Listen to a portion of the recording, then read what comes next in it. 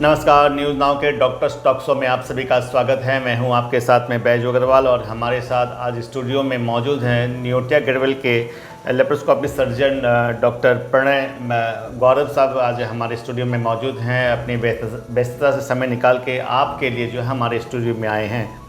आज हम जो है गॉल ब्लैडर के बारे में बहुत विस्तार से बातचीत करेंगे और गॉल ब्लैडर की जो बीमारी है बहुत आम बीमारी है, लेकिन हम आपको बता दें कि इसमें काफ़ी इजाफा होता जा रहा है और कहीं न कहीं ये चिंता का विषय भी है। लेकिन अगर कोई आदमी सावधानी बरते तो इस बीमारी से जो है निजात भी मिल सकता है। और इसी विषय को लेकर जो है आज हम जो है डॉक्टर प्रणय गौरव जी से जो है बहुत विस्तार में गॉल ब्लैडर के बारे में जानकारी लेंगे। हम आपको बता दें कि लीवर के नीचे एक थैली होती है, छोटी थैली होती है, जहाँ जिसे पित्ताशय भी कहा जाता है। और उसी थैली में जो है लीवर से जो है 22 जूस जमा होता है और ये जूस जो है हमारी जो डाइजेस्टिव सिस्टम है उसको जो है पूरी तरह से कंट्रोल करता है। लेकिन उसके अंदर जब पत्थर बन जाते हैं तो ये कहीं ना कहीं जो है लोगों को दिक्कत होती है और उसके बाद में जो है ऑपरेशन कराना बहुत ज़रूरी हो जाता है, ऐसा लोगों का मानना है। तो डॉक्टर साहब, सबसे पहले तो हम आपसे ये जानना चाहेंगे कि ये गॉल ब्लैडर की जो समस्या है ये दिन प्रतिदिन बढ़ती जा रही है, क्या वजह है कि गॉल ब्लैडर के स्टोन बनते हैं? देखिए, गॉल ब्लैडर में स्टोन बनने का कारण बहुत से लोग पूछते हैं और अगर वर्ड बोले तो ये मल्टीफैक्टोरियल है। इसके बहुत से कारण हो सकते हैं जी। और कोई एक कारण जो हम किसी को बताएं कि इस कारण से होता है, ये करने से नहीं होगा, ये खाने से नहीं होगा, ऐसा नहीं है। ऐसा कोई एग्जैक्ट एक फैक्टर आप नहीं निकाल सकते हैं जिसमें ये कहेंगे कि स्टोन अब नहीं होगा, ये करने से स्टोन नहीं होगा। फिर भी कुछ तरह के लाइफस्टाइल्स में, कुछ खान पान में ये ज़्यादा कॉमन है। यहाँ ये नहीं समझना है कि जो लोग वो नहीं करते हैं उनको नहीं होगा, ये ध्यान रखना है। ज़्यादा जो फैट खाते हैं, ज़्यादा चर्बी जो खाते हैं, या जिनका वज़न बहुत ज़्यादा है, शरीर में फैट बहुत एक्सेस है, ज़्यादातर अगर देखें डेटा देखें तो ये फीमेल्स में, औरतों में ज़्यादा होता है। 3F की बात होती रहती है। हाँ, 3F या 4F भी हम लोग कहते हैं, फीमेल 40 फर्टाइल।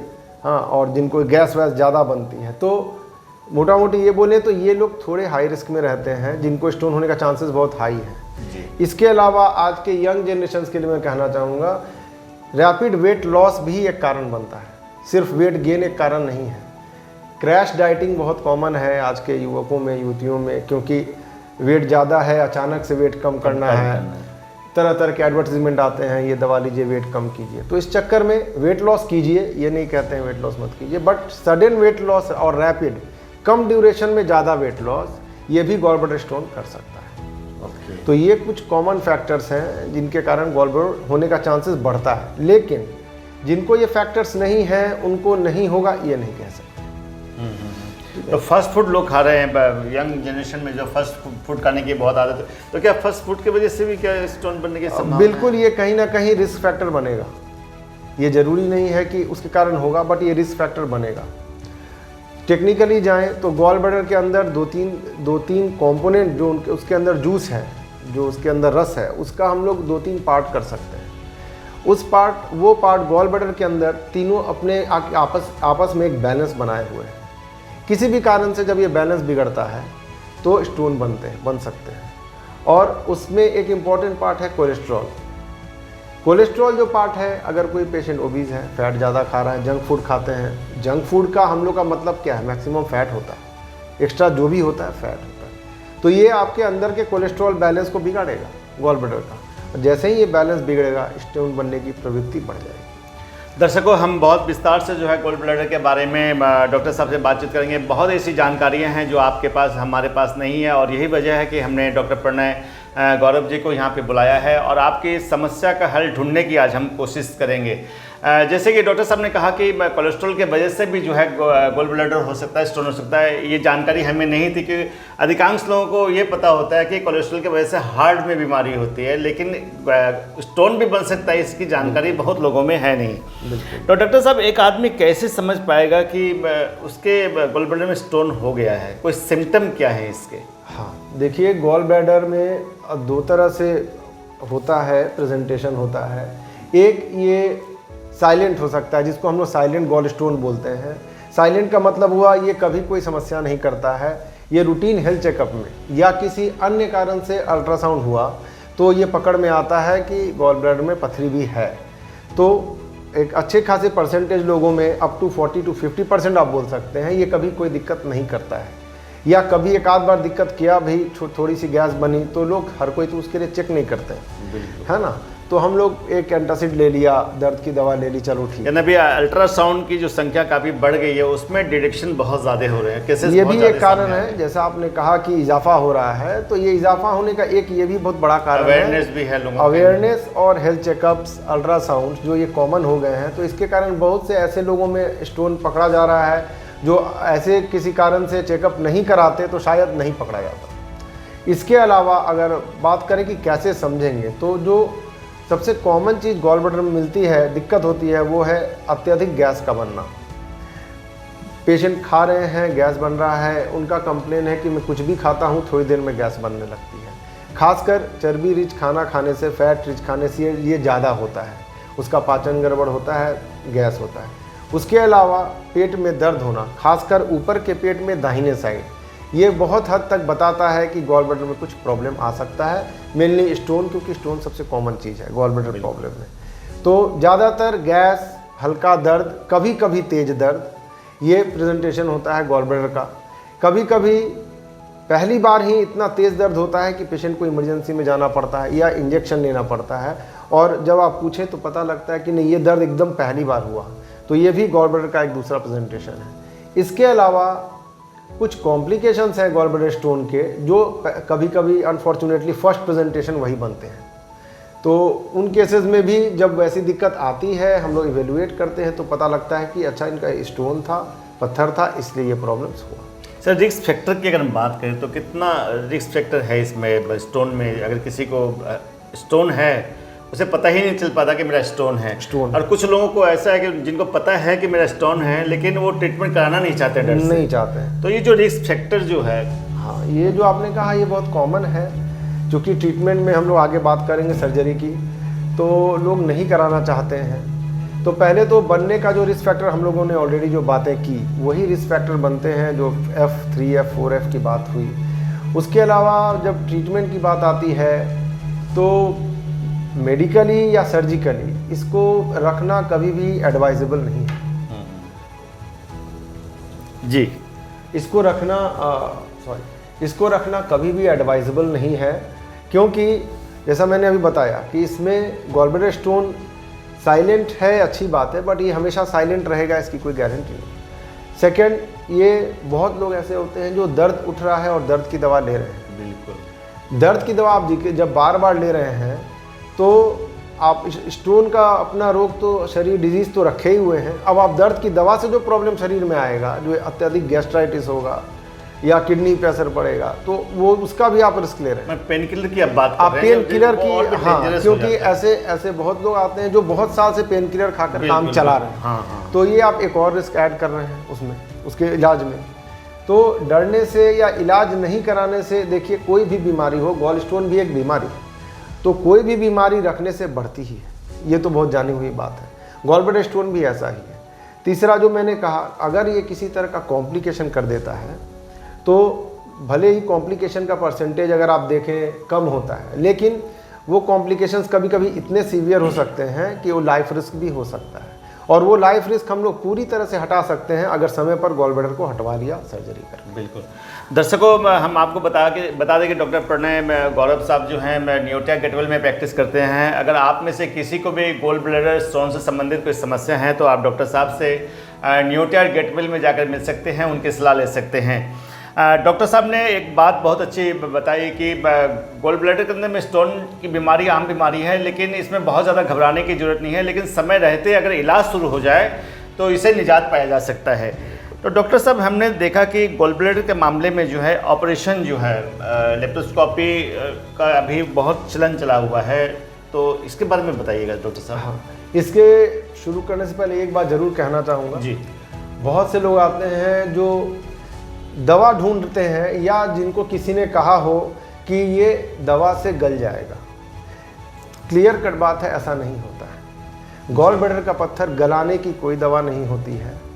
ऐसी कोई दवा नहीं है जिससे ये गॉल ब्लैडर से फिर से गायब हो जाए। अगर एक बार स्टोन बन गया है वो हमेशा रहेगा। काफ़ी लोग हैं जो आयुर्वेदिक और हेमोपैथी में चले जाते हैं कि भाई मेरा पत्थर गल जाएगा। नहीं, तो अभी तक ऐसी दवा नहीं है जिससे पत्थर गल जाएगा। और एकदम एक लाइन की बात करें तो गॉल ब्लैडर स्टोन का ट्रीटमेंट है surgical removal of the gallbladder. Operation करके पूरी पित्त की थैली ही हम लोग स्टोन के साथ हटा देंगे। एक और कन्फ्यूजन लोगों का है कि क्या स्टोन हटाएंगे या गॉल ब्लैडर हटाएंगे, तो नहीं, इसमें पूरा गॉल ब्लैडर ही हटाते हैं। जो थैली होती है उसको पूरा जो रिमूव पित्त कर की देते हैं। थैली होती है पूरा रिमूव कर देते हैं। क्यों कर देते हैं? क्योंकि दो कारण है। एक तो स्टोन हटाने से ट्रीटमेंट कंप्लीट नहीं होगा, क्योंकि आपका स्टोन गॉल ब्लैडर के अंदर ही बन रहा है। अगर गॉल ब्लैडर रह जाता है तो फिर स्टोन बनेगा, पक्की बात है, क्योंकि सोर्स गॉल ब्लैडर ही है। अभी वो डिजीज हो चुका है, डिफेक्टिव हो चुका है, बिल्कुल। वो स्टोन बनाएगा। दूसरा कारण कि एक बार गॉल ब्लैडर स्टोन अगर लंबे समय तक आपके गॉल ब्लैडर में रह गया तो धीरे धीरे गॉल ब्लैडर अपना फंक्शन खो देता है।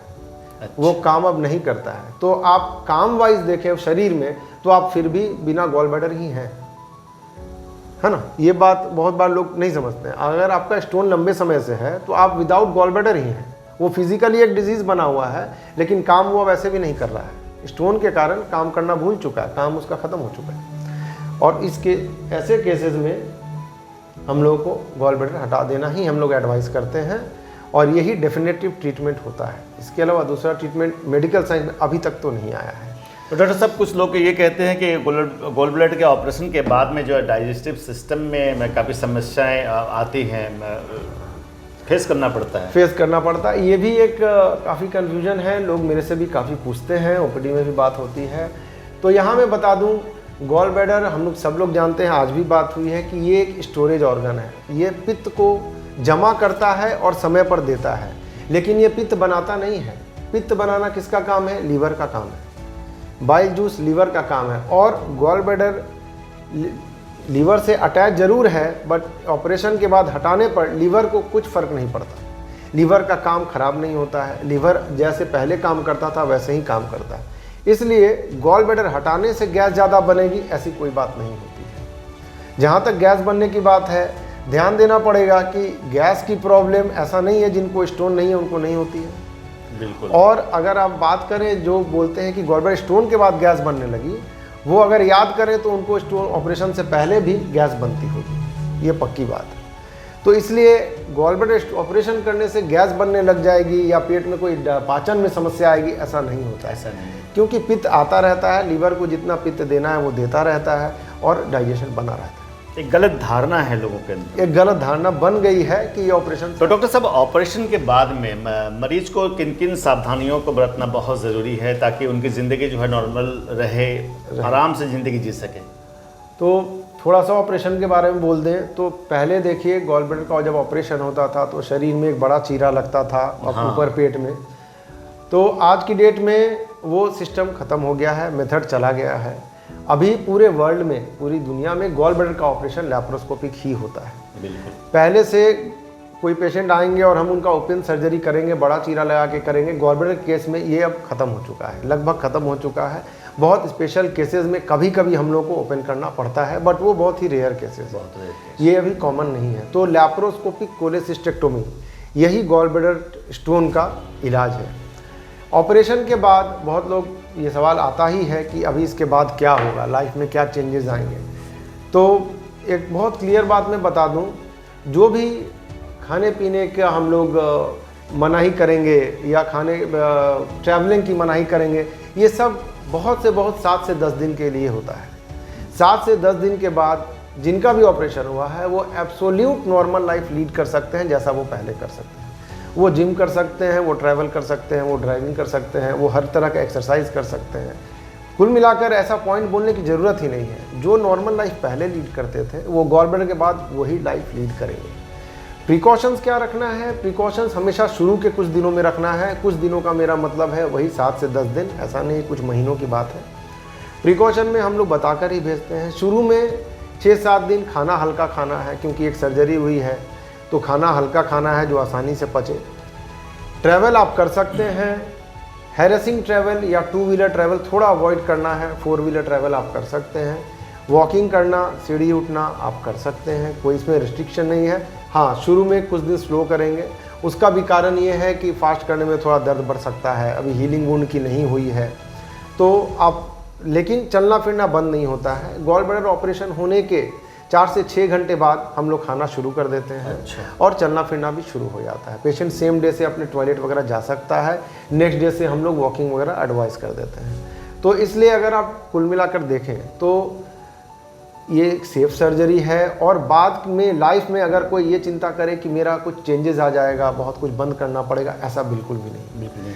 दर्शकों, आपके मन में भी बहुत तरह के सवाल उठ रहे होंगे और हमें उम्मीद है कि डॉक्टर साहब ने जो भी बातें हमें बताई है, उनकी बातों से आपके सवाल का जवाब भी आपको मिल गया होगा। डॉक्टर साहब ने कहा है कि सर्जरी बहुत क्रिटिकल नहीं है। सर्जरी के बाद में आदमी 7 से 8 दिन के अंदर में बिल्कुल नॉर्मल ज़िंदगी जी सकता है, कहीं कोई परेशानी नहीं है। तो अगर आपको गॉल ब्लैडर में स्टोन है तो आप तुरंत अपने डॉक्टर से सलाह लीजिए और जैसे जैसे आपको डॉक्टर साहब बताते हैं आपको उसी हिसाब से चलना है। डॉक्टर साहब, क्या गॉल ब्लैडर में उम्र कोई फैक्टर है क्या, कि भाई छोटी उम्र में भी गॉल ब्लैडर स्टोन हो सकता है या कोई? देखिए, हाँ, उम्र में गॉल ब्लैडर किसी भी उम्र में हो सकता है। मैंने खुद भी अपने प्रैक्टिस में बच्चों में भी डायग्नोज किया है गॉल ब्लैडर स्टोन। 3 साल तक के बच्चे में मैंने खुद डायग्नोज किया है गॉल ब्लैडर स्टोन, और इससे छोटे में भी मिल सकता है। इसलिए गॉल ब्लैडर स्टोन होने की कोई खास उम्र ऐसी नहीं है। अच्छा जी। हम लोग थ्योरेटिकली बात करते हैं कि कॉमन है 40s में, सो शायद ये डायग्नोसिस के कारण कॉमन है, उस एज में जाके डायग्नोज हुआ, पहले से था। तो थ्योरेटिकल बात करें तो ये कॉमन है, लेकिन उम्र की ऐसी कोई बात नहीं है। यंग लोगों में थोड़ा कम जरूर मिलता है, बट डेटा वाइज ऐसा कुछ नहीं है, ये किसी भी उम्र में किसी को भी हो सकता है। तो महिलाओं में ज़्यादा ये केसेस क्यों ज़्यादा देखे जा रहे हैं डॉक्टर साहब, इसकी वजह क्या है? बिल्कुल, गॉल ब्लैडर स्टोन हमेशा, अगर आंकड़ों की बात करें तो हमेशा महिलाओं में ज़्यादा कॉमन है, ज़्यादा मिलते हैं। एग्जैक्ट फैक्टर, एग्जैक्ट कारण इसका अभी तक भी बहुत नोन नहीं है कि क्यों महिलाओं में ही इसकी टेंडेंसी ज़्यादा है। लेकिन हाँ, महिलाओं में गॉल ब्लैडर स्टोन होने का रिस्क या चांसेस ज़्यादा है रेदर देन मेल्स। लेकिन इससे पुरुष ये ना हो, निश्चिंत ना हो कि हम पुरुष हैं हमें नहीं होगा, क्योंकि उनसे कम मिलता जरूर होगा, बट ये पुरुषों में भी कॉमन है। डॉक्टर साहब, मेरे मन में सवाल ये है कि महिलाएं जो ज़्यादा उपवास करते, फास्टिंग करती है और अचानक अपना वेट लॉस करने के लिए जो भी तरीके अपनाती है, क्या ये भी एक वजह है क्या महिलाओं में स्टोन बनने का? जैसे मैंने बताया, रैपिड वेट लॉस, बहुत तेज़ी से बहुत ज़्यादा वजन लूज़ करना, ये निश्चित एक फैक्टर है जो कि नोन फैक्टर है जिसमें स्टोन बनता है। उसके अलावा महिलाएं ज़्यादा उपवास करती हैं, ये कहीं ना कहीं फैक्टर बन सकता है, बट अभी हम लोग इसको डायरेक्ट जोड़ नहीं सकते हैं। लेकिन हाँ, वेट लॉस करना, स्पेशली फास्ट वेट लॉस करना एकदम एक निश्चित फैक्टर है। और इसीलिए अगर किसी को वजन कम करना भी है तो उन्हें एक ट्रेन प्रोग्राम में जाना चाहिए और समय के अनुसार जिस स्पीड में लूज़ करना है उसी स्पीड में लूज़ करना चाहिए। डॉक्टर साहब, इन दिनों जो है शुगर और हाई प्रेशर बहुत ज़्यादा जो है लोगों में देखा जा रहा है, तो इसका कहीं प्रभाव भी इस बीमारी से रिलेटेड है क्या? नहीं, गॉल ब्लैडर स्टोन का शुगर और ब्लड प्रेशर से डायरेक्ट कोई रिलेशन नहीं है। शुगर ब्लड प्रेशर में ज़्यादा होगा ये भी नहीं है, लेकिन रिलेशन कहाँ पर है?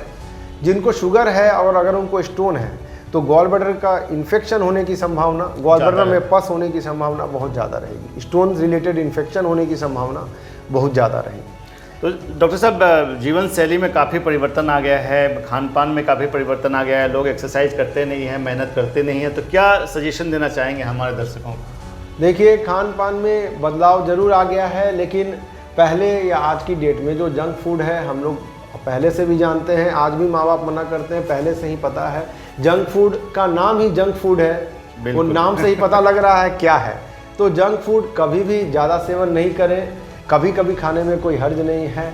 अत्यधिक शरीर का वजन बढ़ने से ज़रूर बचें। वजन हमेशा एक लिमिटेड रेंज में होना चाहिए, उससे ज़्यादा बढ़ना हानिकारक है। जो वजन लूज़ करते हैं अचानक सडन वेट लूज़ ना करें, बहुत सीवियर एक्सट्रीम मेजर्स में ना जाएं वेट लूज़ करने के लिए, उसमें भी समय लगता है, उसको ये करें।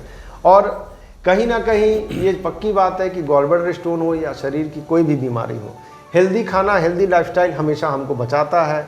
जितना इस खान पान में, लाइफस्टाइल में ज़्यादा बिगड़ने की संभावना होगी, उतना शरीर खराब होने की संभावना रहेगी।